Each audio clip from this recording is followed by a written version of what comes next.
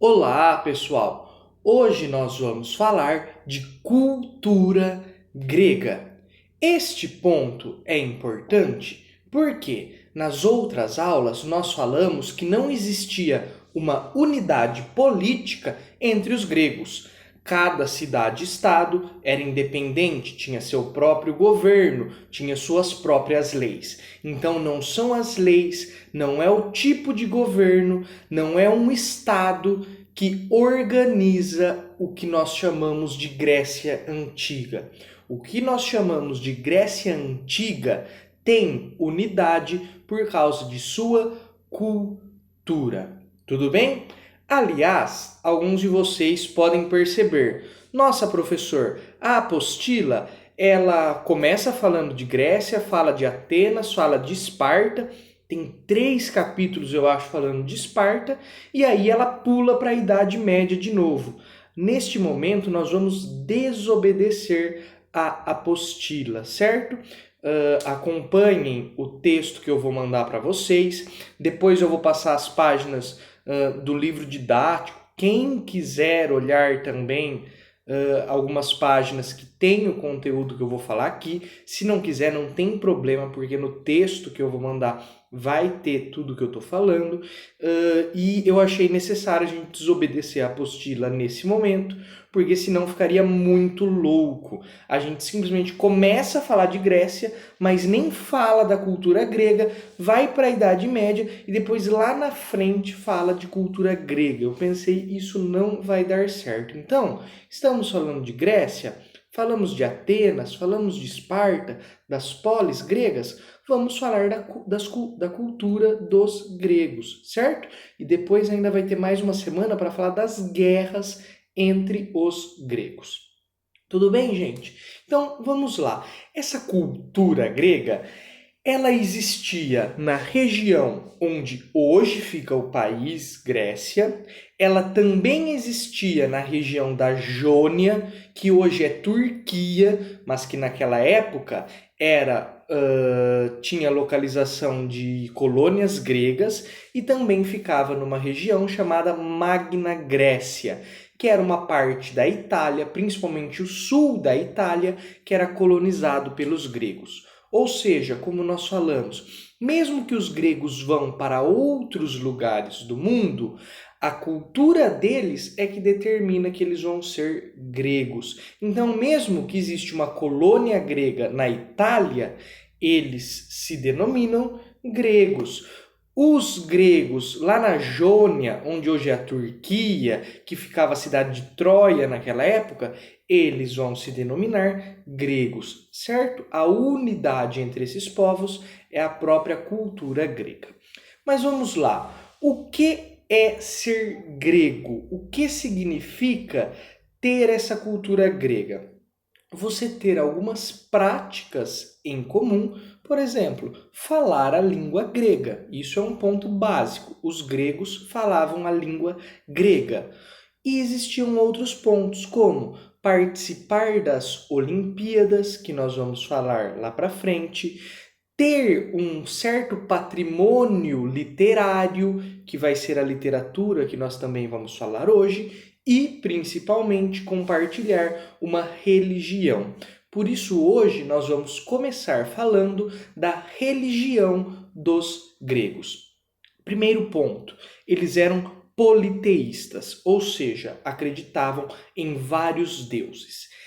Esses deuses deles eram antropomórficos. O que significa antropomórficos? Significa que eles tinham forma humana, ou seja, eles imaginavam os deuses como super pessoas, certo? Eles eram semelhantes aos seres humanos. Tanto que a ideia de onipotência, a ideia de um ser super poderoso e super bom, como existem nos monoteísmos, não existia entre os gregos. Os deuses eram poderosos? Eram poderosos, mas eles não eram todo poderosos. Eles não podiam tudo. E além disso, eles tinham vários defeitos, assim como os seres humanos, certo? Existia traição, existia picuinha, existia briga entre um deus e outro deus, vários deles eram irmãos e eles guerreavam entre si, ou seja,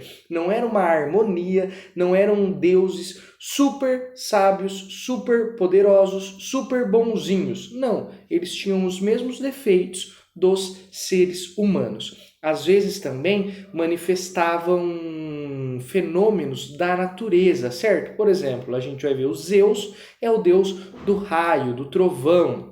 O Poseidon era o deus dos mares, então tinha uma ligação às vezes com os fenômenos da natureza, esses deuses. Certo?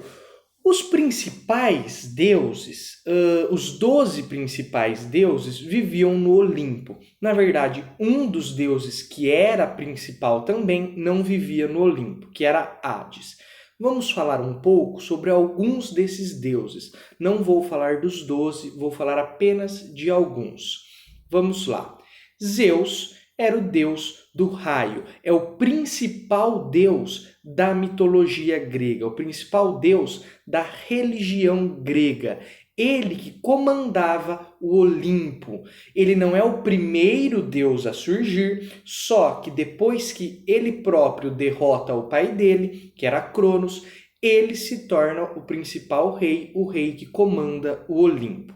A esposa dele era Hera, a deusa do casamento, deusa da fidelidade. Um detalhe importante é que essa fidelidade acontecia só com Hera. Hera era fiel. Agora, o Zeus não era fiel com Hera, tanto que ele teve filhos com mortais, inclusive. Isso era outra característica da religião grega, que acreditava que os deuses e os mortais, ou seja, os seres humanos, podiam ter filhos. E o resultado dessa junção entre deuses e mortais era o nascimento de um semideus. Então os gregos também acreditavam em semideuses. Continuando, Zeus, Hades, Zeus era Poseidon, que era o deus dos mares. Agora sim, Hades, que é o deus do submundo, ou seja, o deus dos mortos, o deus do Tártaro. Aqui entra outra característica da religião grega, que é a crença na vida após a morte. Essa crença, ao longo do tempo e de acordo com a região, variava bastante. Às vezes, eles acreditavam que todas as pessoas, independente da vida delas, todas iam para o mesmo lugar, e esse lugar era ruim. Então era como se fosse uma única crença em uma espécie de inferno, com muitas aspas, que é o Tártaro, e se você foi bom, se você foi ruim, se você foi mais ou menos, todo mundo vai para o mesmo lugar. No fim, a morte vai ser ruim para todas. Essa crença às vezes variava e em alguns momentos surgia uma divisão entre as pessoas ruins vão para o Tártaro, as pessoas boas vão para os Campos Elíseos, que eram uns campados, umas planícies onde as pessoas boas se reuniam e ficavam conversando sobre como foi a vida dela. Também, no meio disso, teve algumas variações, surgiu uma religião chamada órfica, que acreditava que as pessoas reencarnavam, elas ficavam 1000 anos, ou nos Campos Elíseos ou nos Tártaros, e depois elas tinham uma oportunidade de renascer. Ou seja, a crença da vida após a morte, em específico, lá entre os gregos, ela variou bastante, de acordo com o tempo, de acordo com a pessoa e de acordo com o lugar. Existiam várias crenças nesse sentido. Vamos lá, então, nós falamos de Zeus, Poseidon, Hera, Hades. Atena era a deusa da sabedoria e, como fica claro, era a principal deusa da cidade de Atenas. E Apolo era deus do sol, deus das artes, deus da justiça. Apolo era um deus particularmente importante, porque depois nós vamos ver da filosofia, e a filosofia grega, os principais filósofos gregos, que vão ser Sócrates, Platão e Aristóteles, eles tinham uma devoção particular a Apolo, a essa noção de Deus da justiça. Boa parte dos deuses solares são deuses ligados ao bem, à justiça, etc. Algumas pessoas falam que os monoteísmos são variações desses deuses solares das mitologias antigas politeístas, certo? Existem outros deuses gregos? Existe Ares, que é o deus da guerra, existe mais vários e vários deuses gregos, mas não cabe aqui nós falarmos de todos eles, certo? Vamos lá. Além desses pontos da religião grega, nós já falamos que eles acreditavam na vida após a morte, que eles acreditavam em semideuses, eles também acreditavam em heróis, que eram seres míticos, e principalmente também acreditavam em musas. Isso era muito importante. Musas eram semideusas ligadas à arte, principalmente à arte da poesia. Na época, poesia dos gregos não era igual você imagina hoje, alguém falando: "Oh, meu peito clama por você". Não, poesia não era exatamente falada, ela era cantada. Ou seja, poesia e música na Grécia eram basicamente a mesma coisa. Inclusive, é em homenagem às musas que surge a nossa palavra música. O que é a música? É aquilo que a pessoa faz inspirado pelas músicas. Então a poesia na Grécia era mais ou menos assim. O poeta, antes de começar a cantar, ele fazia como se fosse uma cerimônia, um ritual, pedindo pelo poder das musas. Então, quando ele se sentia inspirado pelas musas, é que ele começava a cantar. Foi dessa forma de declamar poesias, inspirado pelas musas, que surgiram as duas principais obras da literatura grega antiga, que são a Ilíada e a Odisseia. Mas espera aí, nós vamos falar ainda da literatura. Antes, precisamos encerrar a questão da religião. Vamos lá. Além de tudo isso que eu falei, os gregos possuíam outros mitos. Vamos lá, existia um mito, existia uma mitologia sobre os deuses, sobre o surgimento dos deuses. Existia também outras mitologias. O que eu quero chamar a atenção de vocês aqui agora é que prestem atenção em mitologias. Muitas vezes nós olhamos para as mitologias e falamos: "Nossa, mano, os caras não tinha cabeça, os caras eram muito doido. Como que pode eles achar que um deus deu um estalo lá, caiu um raio? Como que eles podem achar umas coisas tão sem noção?" Na verdade, a mitologia que eles utilizavam, eles estão explicando a origem do mundo. Sim, só que muitas vezes a mitologia, ela não expressa exatamente uma verdade sobre o mundo. Ela expressa muitas vezes uma verdade sobre a condição humana. Então, a divisão entre a verdade, os fatos e a mitologia. Não, a mitologia não é simplesmente mentira. A mitologia, ela é uma metáfora para falar de algumas verdades que não podem ser encontradas simplesmente. Vamos dar um exemplo. Todo mundo acho que já ouviu falar no nome A Caixa de Pandora. Essa mitologia da Caixa de Pandora é uma variação do mito de Prometeu. O mito de Prometeu tem um mito em que ele rouba o fogo dos deuses e dá para o ser humano. Então os deuses acreditavam que o ser humano tinha uma parte divina. Por exemplo, eles chamavam essa parte de daimon, que virou nossa palavra demônio, mas não significava demônio, significava espírito vivo. Então esse daimon estava ligado inclusive com a felicidade da pessoa. Felicidade, a palavra grega para felicidade era eudaimonia. Então, você ter felicidade era você estar cheio de vida. Vamos lá. Essa é uma parte do mito. Prometeu roubou o fogo dos deuses e deu para os seres humanos. Existe outra variação do mito que é Zeus deu uma caixa com todos os sentimentos humanos, os sentimentos bons e os sentimentos ruins, e deu para Prometeu. Prometeu chegou na casa dele e guardou lá essa caixa. Falou, acho que eu não vou dar esses sentimentos para os seres humanos, não. Então, ele começou a falar, não, eu vou escolher apenas os sentimentos bons e eu vou mandar para a humanidade. Ele pegava lá, alegria, legal, beleza, vou mandar. Justiça, bom, legal. Compaixão, piedade, mandei. Ódio, dele, não, isso daqui não vai fazer bem para eles, não. Inveja, não, isso daqui não vai fazer bem para eles, não. Esperança, e daí ele fica encucado. Essa esperança aqui é uma coisa boa ou é uma coisa ruim? E daí ele deixa todos os sentimentos ruins junto com a esperança ali dentro da caixinha. Quando a Pandora chega na casa, ela observa aquela caixa e ela resolve abrir a caixa para ver o que tinha dentro. Quando ela abre a caixa de Pandora, todos os sentimentos ruins e bons saem dali e entram na humanidade. Então a humanidade possui todos os sentimentos bons e os sentimentos ruins. Desesperada, vendo o que estava acontecendo, ela fecha a caixa rapidamente.